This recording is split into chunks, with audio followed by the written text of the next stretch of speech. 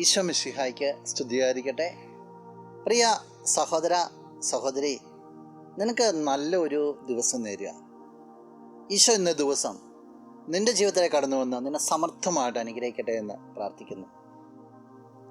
ഈശോ പഠിപ്പിച്ച വളരെ നല്ലൊരു ഉപമയാണ് വിതക്കാരൻ്റെ ഉപമ.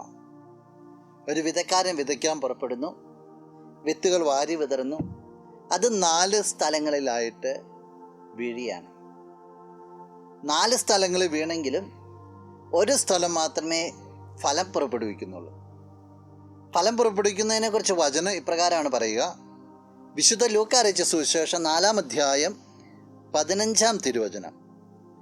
നല്ല നിലത്ത് വീണതോ വചനം കേട്ട് ഉത്കൃഷ്ടവും നിർമ്മലവുമായ ഹൃദയത്തിൽ അത് സംഗ്രഹിച്ച് ക്ഷമയോടെ ഫലം പുറപ്പെടുവിക്കുന്നവരാണ്.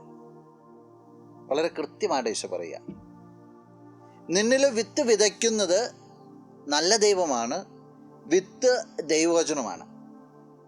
ഇത് ഫലം ചൂടുന്നത് നിൻ്റെ ജീവിതമായിട്ട് ബന്ധപ്പെട്ടിരിക്കുന്നു. നിൻ്റെ ജീവിതമാകുന്ന നിൻ്റെ ഹൃദയമാകുന്ന വയൽ, അവിടെ നിക്ഷേപം, അവിടെ വിത്തിടുക. അത് ഫലം ചൂടണമെങ്കിൽ ഈ വിത്തിന് പ്രവർത്തിക്കാൻ തക്ക രീതിയിൽ നീ നിൻ്റെ ജീവിതത്തെ, നിൻ്റെ ഹൃദയത്തെ ഒരുക്കണമെന്നുള്ളതാണ്. മണ്ണൊരുക്കമുള്ളതാണെങ്കിൽ, വളക്കൂറുള്ളതാണെങ്കിൽ, നനവുള്ളതാണെങ്കിൽ വിത്ത് വളർന്നോളും. അത് വിതയ്ക്കുന്നവൻ നോക്കിക്കോളും. നീ നിൻ്റെ ജീവിത ഹൃദയം ഒന്ന് ശക്തിപ്പെടുത്തിയാൽ മതി, ഒന്ന് വിശുദ്ധീകരിച്ച് പരുവപ്പെടുത്തിയാൽ മതി. ബാക്കി നിൻ്റെ കർത്താവ് ചെയ്തോളൂ. 100 മേനി ഫലം നിന്നിൽ നിന്ന് പുറത്തു വരട്ടെ. നമുക്ക് പ്രാർത്ഥിക്കാം. കണ്ണുകളടച്ച് കരങ്ങൾ കൂപ്പാം. നല്ലവനായ കർത്താവേ, നിന്നെ അങ്ങ് സ്തുതിക്കുന്നു, ആരാധിക്കുന്നു, മഹത്വപ്പെടുത്തുന്നു. ഈശോയെ, ഈ വ്യക്തിയെ പ്രത്യേകമായിട്ട് സമർപ്പിക്കുക. 100 മേനി ഫലം ചൂടാൻ തക്ക രീതിയിൽ ജീവിതത്തെ ക്രമീകരിക്കുവാനായിട്ട് ഈ വ്യക്തിയെ ശക്തിപ്പെടുത്തണം. നിന്റെ നാമത്തിൽ ഈ ദിവസം അനുഗ്രഹിക്കപ്പെടട്ടെ. സർവ്വവിധ നന്മകൾ കൊണ്ടും നിറയപ്പെടട്ടെ, ഇപ്പോഴും എപ്പോഴും എന്നേക്കും. ആമേൻ.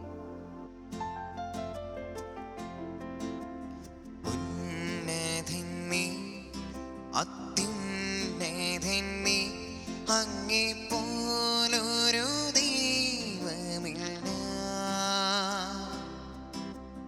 ഉന്നതനീ അത്യുന്നതനീ അങ്ങേപ്പോലൊരു ദൈവമില്ല. അത്ഭുതവാൻ അതിശയവാൻ നീ മാത്രമേ